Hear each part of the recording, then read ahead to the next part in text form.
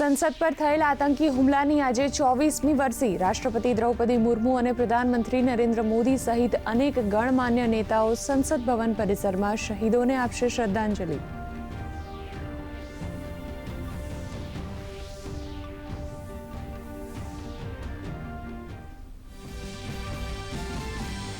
કેન્દ્રીય ગૃહમંત્રી અમિત શાહ આજે છત્તીસગઢના પ્રવાસે બસર ઓલિમ્પિકના સમાપન સમારોહમાં કરશે સંબોધન।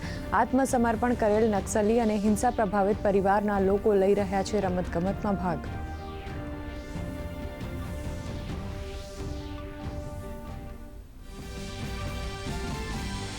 કેન્દ્રીય ચૂંટણી પંચ દ્વારા પશ્ચિમ બંગાળના જિલ્લા ચૂંટણી અધિકારીઓને આપ્યા આદેશ।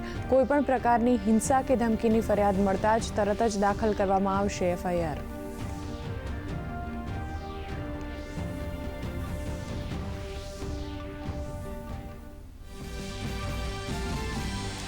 મુખ્યમંત્રી ભૂપેન્દ્ર પટેલ આજે સુરતના પ્રવાસે ગુજરાતના સૌપ્રથમ એલિવેટેડ માર્કેટયાર્ડનું કરશે લોકાર્પણ।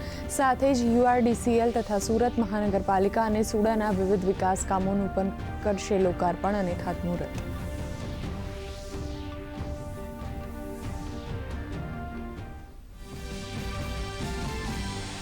ગુજરાત પોલીસ ભરતી બોર્ડે લોકરક્ષકનું આખરી પરિણામ કર્યું જાહેર। કુલ 11,899 ઉમેદવારોની યાદી કરાઈ જાહેર। 8,782 પુરુષ અને 3,117 મહિલાઓ થઈ ઉત્તીર્ણ।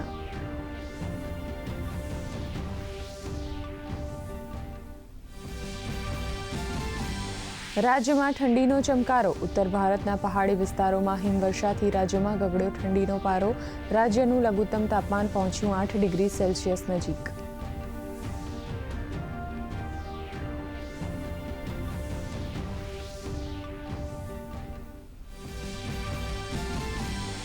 અમેરિકાના રાષ્ટ્રપતિ ડોનાલ્ડ ટ્રમ્પના થાઇલેન્ડ કંબોડિયા વચ્ચે સંઘર્ષ વિરામ કરાવવાનો દાવો।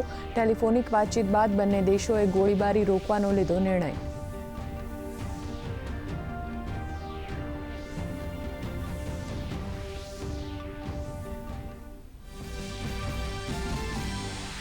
અંડર-19 એશિયા ક્રિકેટ કપ 2025માં ભારતનું શાનદાર પ્રદર્શન।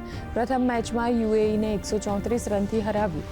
વૈભવ સૂર્યવંશીએ એક દાવમાં સૌથી વધુ સિક્સ લગાવવાનો તોડ્યો રેકોર્ડ।